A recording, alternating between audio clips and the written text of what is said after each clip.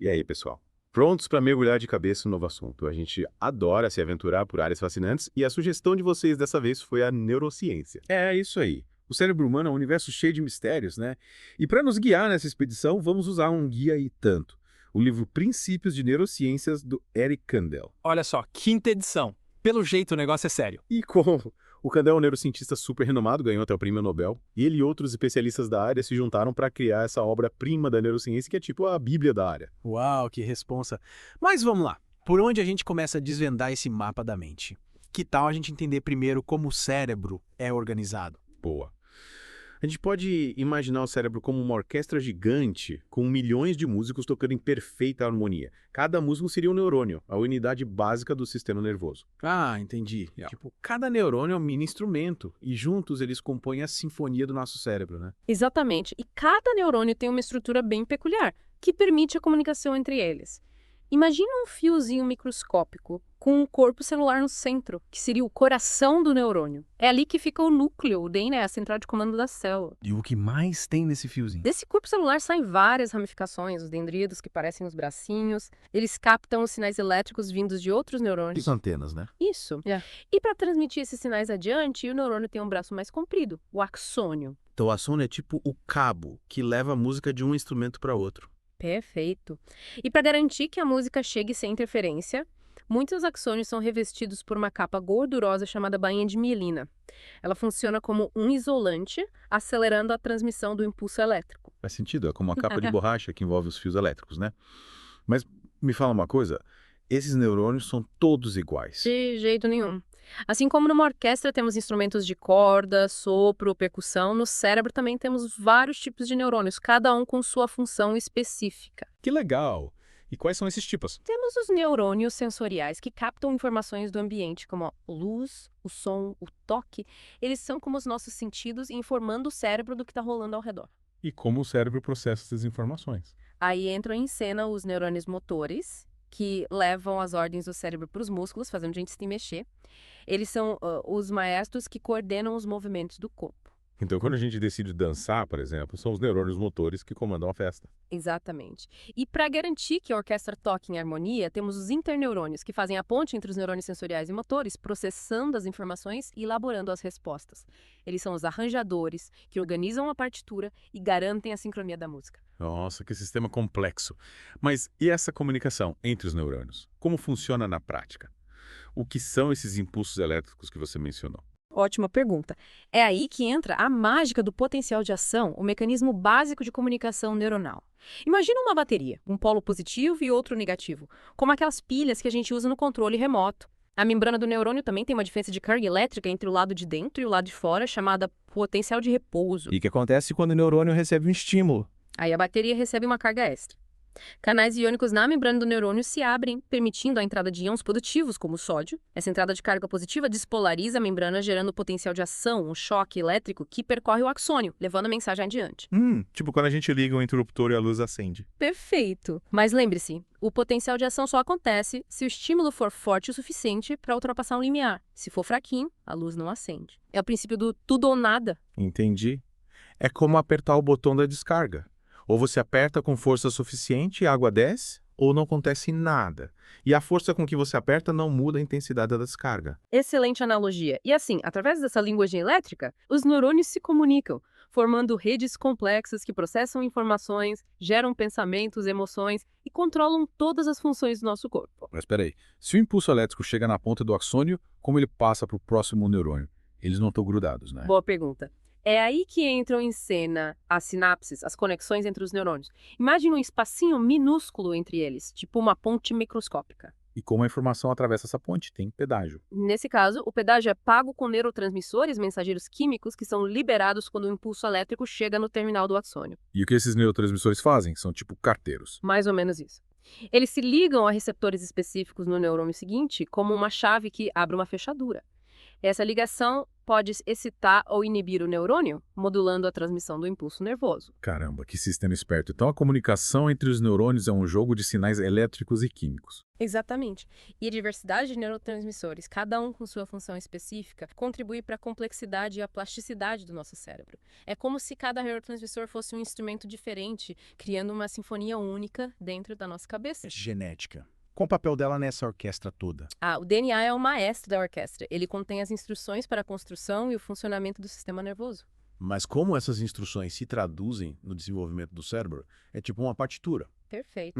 Os genes, trechos específicos do DNA, são como as notas musicais. Eles são ligados e desligados em momentos precisos, guiando a formação dos neurônios, suas conexões e a produção de neurotransmissores. E o que acontece se tiver uma nota errada nessa partitura? E a música pode sair desafinada. Mutações ou alterações no DNA podem levar a problemas no desenvolvimento e funcionamento do cérebro, resultando em doenças neurológicas. Nossa, que responsa. Então a genética tem um papel fundamental na saúde do nosso cérebro. Sem dúvida. E a interação entre genes e ambiente é crucial para entender a complexidade do comportamento humano e as causas de diversas doenças neurológicas. É como se a genética definisse os instrumentos da orquestra, mas o ambiente, as experiências de vida, moldassem a melodia que ela toca. Nossa, quanta informação! O cérebro é realmente uma orquestra incrível, complexa e ao mesmo tempo tão organizada. Mas me fala uma coisa. Vou te perguntar. Como esses bilhões de neurônios trabalham juntos para criar a nossa experiência do mundo, os nossos pensamentos, as nossas emoções? E é tipo mágica. Não, é neurociência. E essa é a beleza da coisa. A gente pode entender essa mágica através da ciência, desvendando os mistérios do cérebro e descobrindo como ele nos torna quem somos. Mas calma, essa é uma conversa para a nossa próxima parte do mergulho. Tanto combinado. Voltamos já já para desvendar mais mistérios do cérebro humano. De volta ao nosso mergulho profundo no mundo da neurociência. E com a cabeça a mil depois daquela primeira parte. A gente viu como os neurônios, essas células incríveis, conversam entre si usando impulsos elétricos e neurotransmissores, tipo mensageiros químicos, e que essa comunicação toda é orquestrada pelo nosso DNA, o maestro da sinfonia cerebral. É isso aí. E já que você mencionou a genética, vamos desvendar um pouco mais como o DNA molda o desenvolvimento do nosso cérebro. Beleza? A gente viu que o DNA é tipo uma partitura dessa orquestra, com os genes ditando as notas musicais. Mas como essa partitura vira um cérebro de verdade? É um processo incrível chamado expressão gênica. Imagine que o DNA é um livro de receitas, cheio de instruções para construir e operar o nosso corpo.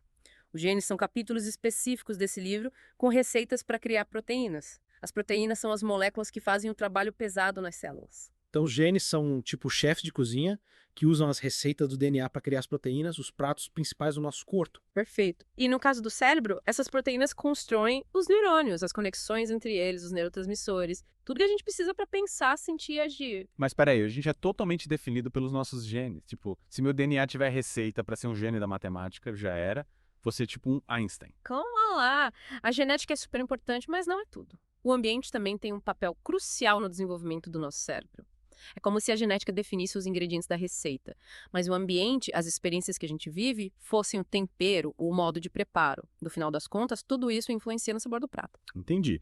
A gente não é um produto pronto, definido só pelos genes, a gente vai se moldando ao longo da vida de acordo com as experiências, né? Exatamente. Nossas interações com o mundo, os aprendizados, os desafios, tudo isso molda o nosso cérebro. Novas conexões entre os neurônios são criadas, algumas se fortalecem, outras se enfraquecem. É o que chamamos de neuroplasticidade. Neuroplasticidade. Que nome chique. O que significa isso? Significa que o cérebro não é rígido e imutável. Ele é plástico, maleável, capaz de se adaptar às experiências como um pedaço de argila que pode ser moldado de diferentes formas. Nossa, que incrível. Quer dizer que o cérebro está em constante transformação. Exatamente. A cada novo aprendizado, a cada nova experiência, nosso cérebro se reconecta, se remodela. É por isso que a gente consegue aprender coisas novas a vida toda, superar traumas, desenvolver novas habilidades. E essa neuroplasticidade dura para sempre. Tipo, mesmo quando a gente for mais velho, o cérebro continua se adaptando. Sim, a neuroplasticidade maior na infância, quando o cérebro está em desenvolvimento acelerado, mas ela continua presente ao longo da vida, só que em ritmo mais lento. Por isso, nunca é tarde para aprender coisas novas, para desafiar o nosso cérebro e mantê-lo ativo. Então a gente precisa manter o cérebro em forma? Tipo, a gente faz com o corpo? Exatamente. Assim como a gente se exercita para fortalecer os músculos, a gente precisa estimular o cérebro para manter a neuroplasticidade funcionando a todo vapor. E como a gente faz isso? Tem alguma academia para o cérebro? Na verdade, o mundo inteiro é uma academia para o cérebro. Aprender coisas novas, como um idioma, um instrumento musical, uma nova habilidade é um ótimo exercício para a mente. Então vale a pena tirar o pó daquele violão que está encostado no canto da sala. Com certeza. E não se esqueça dos exercícios físicos de verdade. Eles também fazem maravilhas para o cérebro, aumentando o fluxo sanguíneo, a oxigenação e a produção de substâncias que estimulam a neuroplasticidade. Então a preguiça é inimiga do cérebro. Digamos que ela não ajuda muito. Uma vida ativa com desafios intelectuais, físicos e sociais é o melhor jeito de manter o cérebro jovem e funcionando a todo vapor. E a alimentação? Tem alguma dieta especial para o cérebro? O cérebro é um órgão faminto, precisa de uma variedade de nutrientes para funcionar direito. Uma dieta rica em frutas, verduras, legumes, proteínas e gorduras saudáveis fornece os ingredientes que o cérebro precisa para construir novas conexões, produzir neurotransmissores, enfim, para manter a orquestra afinada. Então, nada de viver só de miojo e refrigerante se a gente quer ter um cérebro afiado. E o sono, ele também é importante para o cérebro. Fundamental. Durante o sono, o cérebro processa as informações do dia, consolida as memórias, elimina toxinas. É como se ele fizesse uma faxina geral para que a gente acorde renovado e pronto para novos desafios. Então, nada de virar à noite maratonando séries se a gente quer ter um cérebro funcionando a 100%. E as relações sociais. Esse Elas perfeito. também influenciam o nosso cérebro. Sem dúvida. O contato social, a interação com outras pessoas é fundamental para o desenvolvimento do nosso cérebro, das nossas emoções, do nosso bem-estar geral. Então, bora ligar para os amigos, marcar o jantar com a família, colocar o papo em dia. Exatamente.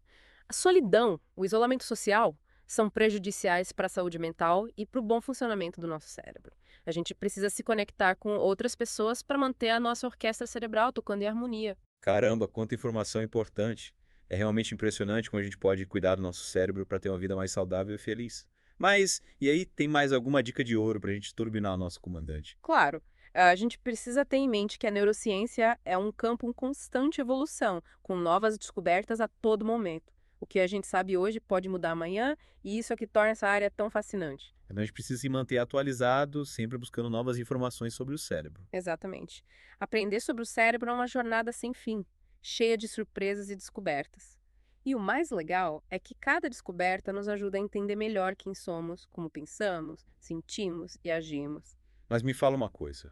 Com toda essa complexidade do cérebro e com a neurociência sempre evoluindo, como a gente pode ter certeza do que realmente funciona para turbinar o nosso cérebro? Ótima pergunta. É por isso que a gente precisa ter cuidado com as promessas milagrosas de hacks cerebrais ou soluções rápidas para aumentar a inteligência. O que realmente funciona é um estilo de vida que combine os pilares que a gente já mencionou. Uma dieta saudável, exercícios físicos regulares, sono de qualidade, desafios intelectuais, contato social e gerenciamento do estresse. Faz todo sentido. Nada de atalhos mágicos. O importante é ter uma abordagem equilibrada e consistente para cuidar do nosso cérebro. Exatamente. E lembre-se, a gente ainda tem muito a aprender sobre o cérebro, mas o conhecimento que já temos é suficiente para começarmos a cuidar melhor dessa máquina incrível que a gente carrega dentro da cabeça. E aí, na próxima parte do mergulho, a gente vai se aprofundar ainda mais nesse universo fascinante do cérebro. Pode apostar. Vamos falar sobre como o cérebro processa as informações, como cria a nossa percepção do mundo, como gera as emoções, os pensamentos, a criatividade. Prepare-se para uma viagem alucinante. Então tá combinado. Voltamos já para a última parte do nosso mergulho profundo no mundo da neurociência. De volta para a última parte do nosso mergulho. Já explorando tanta coisa fascinante para o cérebro. É verdade. Vimos como os neurônios se comunicam, como a genética e o ambiente influenciam o nosso desenvolvimento e até como turbinar o nosso comandante com hábitos saudáveis. Mas ainda tem muito a descobrir. Com certeza. E, falando em descobrir, lembra que a gente começou a jornada com o livro Princípios de Neurociências, do Eric Kandel. Ah, sim. Nosso guia nesse mundo complexo da neurociência. E uma coisa que o livro destaca é que a neurociência está sempre evoluindo, né? O que a gente sabe hoje pode mudar amanhã. É verdade. A ciência nunca para, né? Sempre tem algo novo surgindo. Isso é o que torna tudo ainda mais interessante. Exatamente. É como se a gente estivesse explorando um mapa gigante, com cada nova descoberta revelando um novo território. Nossa, que analogia legal. E pensando nesse mapa gigante, qual a mensagem principal que você acha que a gente pode levar desse mergulho na neurociência? A grande lição, eu acho, é que o cérebro não é um órgão estático. Ele é plástico, se molda pelas nossas experiências. A gente não é prisioneiro da genética ou do passado. A gente pode aprender coisas novas, mudar hábitos, melhorar a saúde mental. Uau, que mensagem poderosa. Saber que a gente pode moldar o nosso próprio cérebro é realmente incrível. É verdade, a gente tem o poder de transformar o nosso cérebro e, consequentemente, a nossa vida. É isso aí. E agora, o que a gente faz com todo esse conhecimento? Bom, agora é usar esse conhecimento a nosso favor. A neurociência nos dá as ferramentas para entendermos melhor como o nosso cérebro funciona. Com isso, a gente pode tomar decisões mais conscientes para viver uma vida mais plena, saudável e feliz. Faz todo sentido. A gente pode usar esse conhecimento para melhorar nossos hábitos, aprender coisas novas, cuidar da saúde mental, ter relacionamentos mais saudáveis. Nossa, as possibilidades são infinitas. Exatamente. A neurociência nos ajuda a entender que a gente não é um produto acabado, a gente está em constante transformação. E o mais legal é que a gente pode direcionar essa transformação usando o conhecimento a nosso favor. Que jornada incrível! Começamos explorando os neurônios, essas células minúsculas, e chegamos a reflexões profundas sobre o poder da mente. Isso é. E essa é só a ponta do iceberg. A neurociência é um campo vasto, com infinitas possibilidades de exploração. Mas o importante é lembrar que o cérebro é a nossa casa. É onde tudo acontece. Os pensamentos, emoções, sonhos, memórias. É verdade. E cuidar do nosso cérebro é cuidar da nossa própria essência. E a gente viu várias dicas para turbinar nosso comandante, né? Sim. Dieta saudável, exercícios, sono de qualidade, desafios intelectuais, contato social. Tudo isso contribui para um cérebro saudável. É isso aí. A chave é o equilíbrio. Nada de radicalismos, o importante é ter uma abordagem holística, né? Abordar de todos os aspectos da vida. Com certeza. E lembre-se, a gente ainda tem muito a aprender sobre o cérebro, mas o conhecimento que já temos é suficiente para começarmos a cuidar melhor dessa máquina incrível. Concordo. E acho que essa é a mensagem final. Cuide do seu cérebro com carinho, porque ele é seu maior tesouro. Perfeito. E continuem curiosos, explorando o mundo fascinante da neurociência. A cada nova descoberta, a gente se aproxima um pouco mais de entender o que nos torna humanos. E por hoje é só, pessoal. Esperamos que tenham curtido esse mergulho profundo no mundo da neurociência. A gente se encontra na próxima com mais temas incríveis para explorar.